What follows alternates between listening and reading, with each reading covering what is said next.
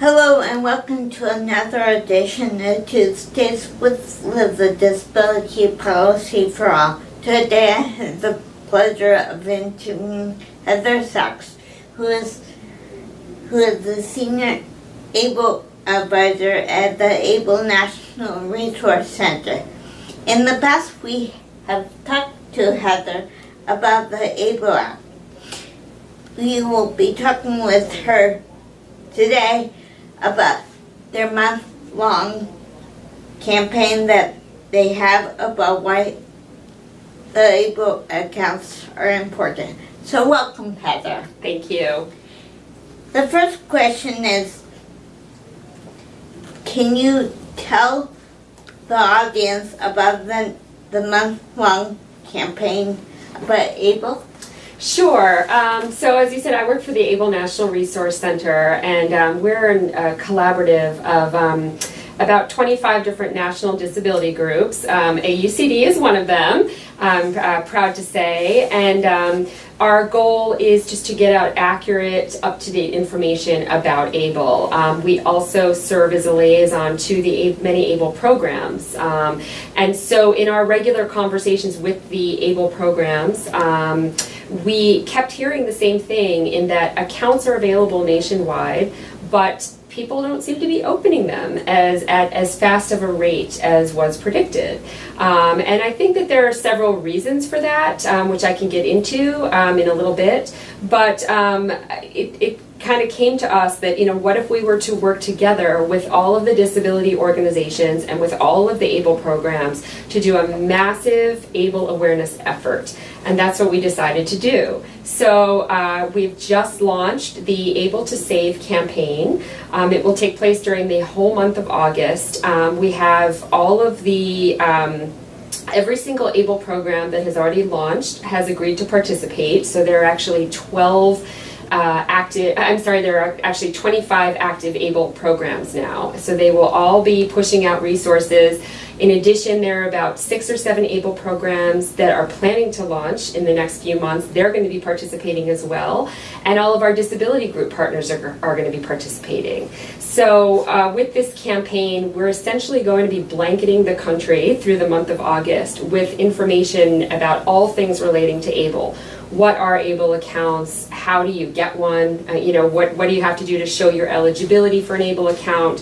What can you use the money that you save in the ABLE account to buy? A very important question, what is the interplay with public benefits? Will you, many people are concerned that saving money in an ABLE account could jeopardize their Medicaid or supplemental security income. And that's simply not the case in most cases, but we really need to educate people about this. And so we're also going to be discussing some financial literacy terms. What we found is that many people now that are opening ABLE accounts, this is the first time that they've ever had control of their own money. And there are some fundamental terms that they don't understand, even when it comes to choosing, which type of plan to, whether it's a high-risk plan or a medium risk or low risk. What does it mean to be, for an account to be FDIC insured? And so we're going to be explaining those basic terms. And finally, the last week of the campaign is going to culminate in an enrollment. And we're going to tell people exactly, how you enroll, what type of documentation you need to enroll, what questions, exposing people to information about all the ABLE programs so that they can make a personal decision as to which program is best for them. That's so exciting. Thank you. We're really hoping that with all of our collective voices working together to really get all this information out there, it will show the disability community that this new savings tool does exist to finally be able to save money without jeopardizing public benefits. And to make people feel comfortable in knowing how to open the ABLE account and what they can use it for. Okay.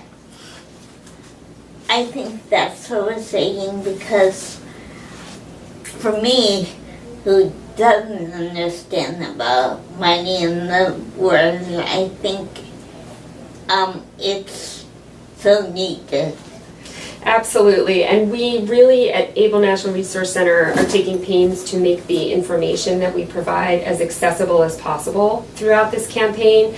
So first of all, we have revamped our Able National Resource Center website, and that's at www.ablenrc.org.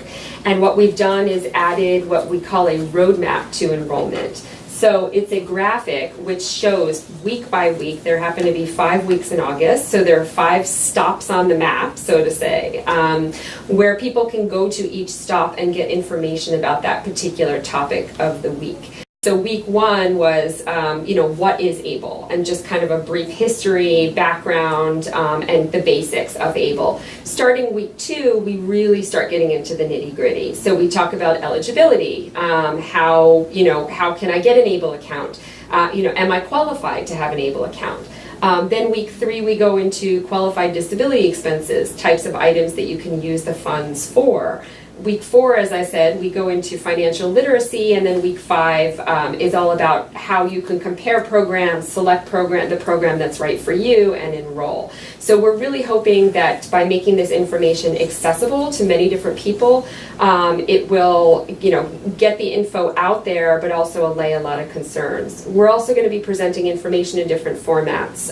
So we have print materials, many available for download on our website.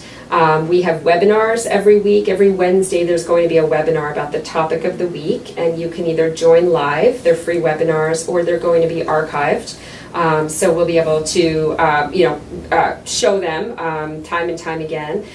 We are also going to be having videos that we've been filming, informational videos, about the different topics of the week. We also have some testimonial videos which showcase actual people that have opened ABLE accounts already, where they can talk about their experience and what they're using their funds for. So with all of these resources together and all of these organizations and ABLE programs working together, we really, really hope that the nation will be much better informed about ABLE accounts by the end of the month. Great, thank you. How will getting an ABLE account help people with disability have good lives in the community? Well, this is one of the questions that we hope to answer during this campaign. The question being, why would someone want an ABLE account, and what can they use the funds for? ABLE accounts are, for the first time, many people will be able to save money without jeopardizing their eligibility for much needed public benefits, Medicaid and SSI. So by saving money, and then they can use this money for a wide array of disability related expenses, whether it's education, healthcare, job training, transportation, assistive technology, legal expenses, really anything that improves the person with the disability's quality of life. That would certainly enable them to pursue their dreams and have a more secure future. Thanks.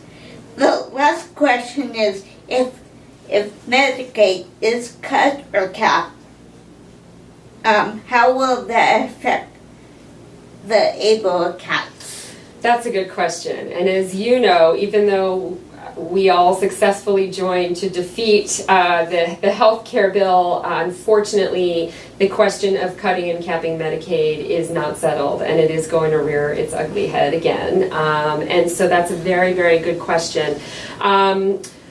If Medicaid were to be capped and cut, that would be bad for the disability community for so many reasons, which I would take a whole other Tuesdays with Liz to discuss.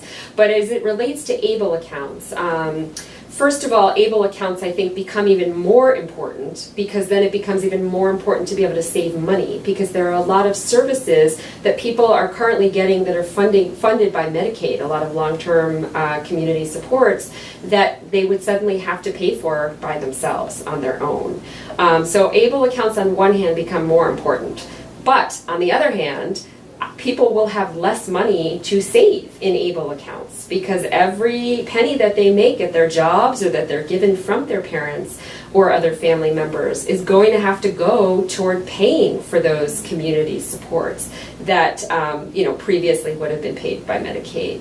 So it's kind of a contradiction because, as I said, ABLE accounts become even more important, but people are going to be saving less and less money in them.